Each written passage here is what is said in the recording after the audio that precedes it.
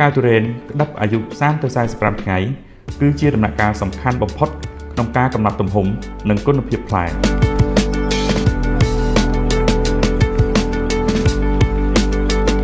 ើធ្វើដូចម្តេចដើម្បីឲ្យក្តាប់ធំលឿនរាងស្អាតហើយការពារមិនឲ្យជ្រុះផ្លែដោយសារកត្តាចេញត្រួយថ្មីថ្ងៃនេះខ្ញុំនឹងបង្ហាញពីបច្ចេកទេសពន្លឿនទំហំក្តាប់ទុរេនវែង30 ទៅ 45 ថ្ងៃឲ្យធំលឿនផ្លែមូលស្អាតល្អ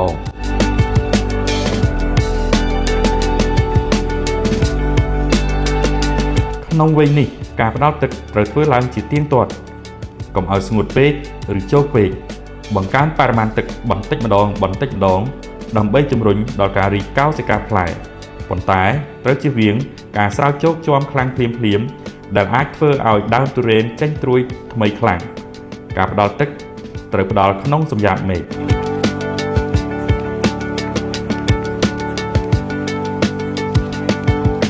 ផ្ដល់សារធាតុចិញ្ចឹមតាមគល់និងតាមស្លឹកសម្រាប់ការបំប៉នតាមគល់បងប្អូនគួរប្រើជីគ្រាប់ Foreman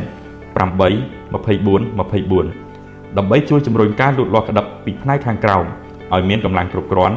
ជួយពង្រីកក្តាប់ធ្វើឲ្យតូងសណ្ដងរឹងមាំប្រឆាំងការចេញត្រួយថ្មី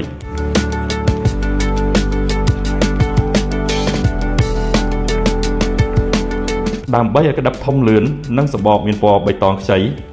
ត្រូវបាញ់ជីបំប៉នលើស្លឹកនិងក្តាប់ផ្ទាល់ដោយប្រើប្រាស់ជំនួយផ្កាផ្លែលាយជាមួយអាមីណូអាល់ហ្វាលាយជាមួយ 5-25 សាដើម្បីពន្លឿនការលូតលាស់កោសិកាក្តាប់ជួយឲ្យក្តាប់ស្រូបយកសារធាតុចិញ្ចឹមបានលឿនជួយឲ្យតូងស្វិតការពារប្រេះតូងសណ្ដំនិងផ្លែផ្ដល់ថាមពលចំគោលដៅដើម្បីពង្រីកទំហំក្តាប់ឲ្យធំធាត់លឿន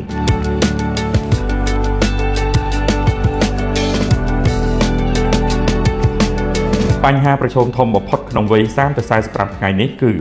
ការចេញត្រួយថ្មី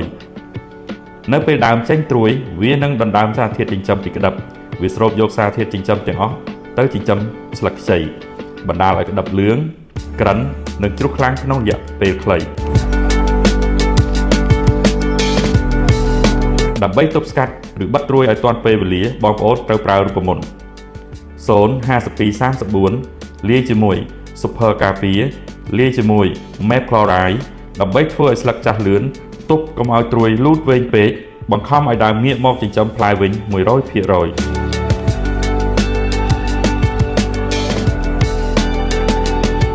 ការថែទាំត្រូវធ្វើឡើងដោយយកចិត្តទុកដាក់ទាំងការគ្រប់គ្រងទឹកនិងការប្រើប្រាស់ផលិតផលឲ្យត្រូវតាមបច្ចេកទេសប្រសិនបើបងប្អូនអនុវត្តតាមរូបមន្តនេះធានាថាក្តាប់ជាប់ល្អធំធាត់លឿនតូងស្វិតនិងទិន្នផលខ្ពស់